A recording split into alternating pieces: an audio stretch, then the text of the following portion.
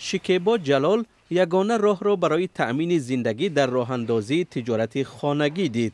و این امارتی ها باعث شدن که ما به خانه بشینیم و بیرون کار بیرونی کرده نتونیم. حتی مال راحت به خاطر مشکلات جزئی که داخل شهر رفت آمد کنیم بدون محرم بدون مرد ما اجازه نمیدن.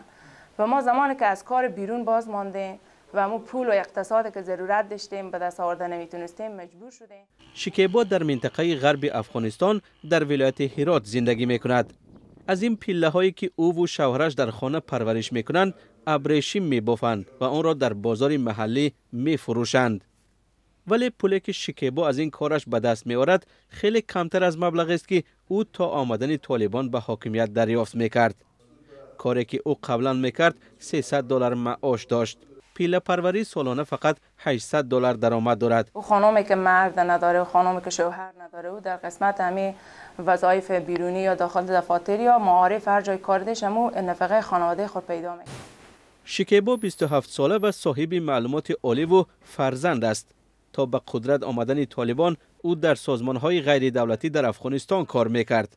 شکیبا جلال امید دارد که جامعه جهانی فشار بالای طالبان را ادامه میدهد تا محدودیت‌ها را برای زنان بیکار و در مکتب‌های میانه را برای دختران دوباره باز کنند.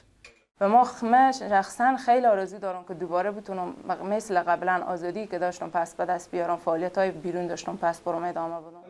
اگر طالبان تصمیم خود را دیگر نکنند و تحصیل دختران و کار زنان را اجازه ندهند، به باور شکیبا اکثر زنان افغان مجبور می شوند که کشور خود را ترک کنند.